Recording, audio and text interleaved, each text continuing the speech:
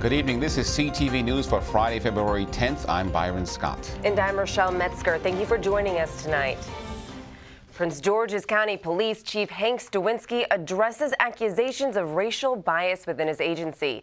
On Thursday, he released photos that are part of an October complaint sent to the Department of Justice. One image shows a locker used by the ceremonial squad with the word color marked out and African American written in its place. Others show training dummies inside an old police facility. Stawinski says the photos depict aides used before 2015 and that he was only made aware just last month. Another image shows an anti-Obama license plate on an officer's car. That license plate was issued by the state of Maryland. It's on a person's personal vehicle. The only purchase I had was to say I will not have it parked on county property. But that notwithstanding, I made it clear that this won't be accepted because it does not represent the ideals of this institution. And within 72 hours of learning of this, that tag was removed. And we will continue to monitor this investigation, to ensure that our members cooperate with this investigation, to ensure that things of this nature are not allowed in the workplace, and we move past this. Thank you.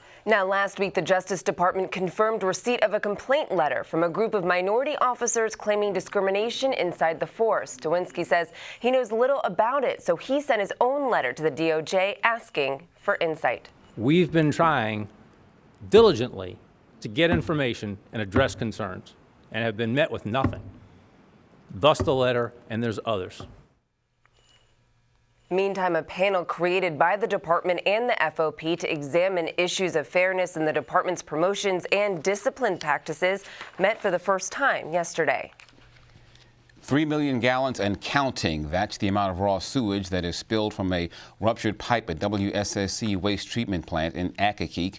Now, that spill began yesterday afternoon, and for about 10 hours, sewage was going directly into Piscataway Creek. Pipes have been set up to divert the material into retention basins. Officials say they're not sure how long it will take to fix the pressurized 20-inch pipe.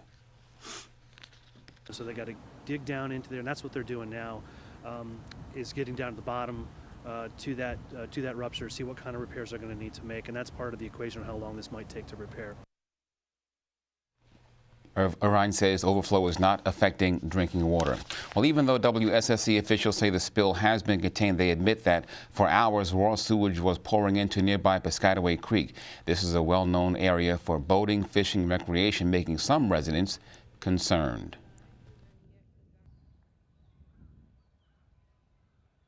What kind of fish do you get out of this? We get bass, snakeheads, catfish, crappie, a few. Is there any word that the fish may be contaminated or? Well, that's why they put the signs up.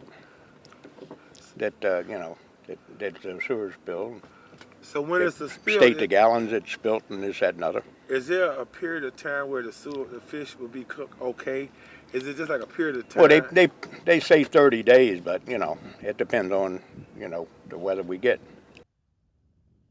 Residents say they've complained about sewage spills in the area for years.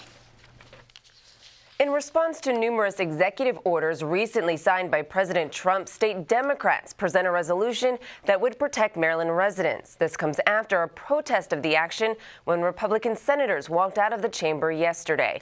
The Maryland Defense Act of 2017 would give the state's attorney general the authorization to challenge certain federal government actions. I see example after example after example of statements that the president has made about what he intends to do that threaten us. And I think that our office ought to at least have the tools to address that if it comes to pass. Where there is a serious threat to rights or our economy or the livelihood of Marylanders, I think it's important for somebody to be charged with vindicating those rights. We are here because there are executive orders that have been issued, that may be issued, that affect policies that will affect every resident of this state. Now, some members of the House Rules and Executive Nominations Committee who oppose the resolution feel the action could diminish the power of Governor Hogan. And Governor Larry Hogan makes an appointment to the General Assembly. He is Jazz Lewis, the newly minted delegate, who's replacing Michael Vaughn, who resigned last month citing health issues. Lewis is the former executive director for Congressman Steny Hoyer's 2015 campaign. Lewis will represent the 24th district. And you are watching CTV News. I'm Byron Scott. And I'm Rochelle Metzger.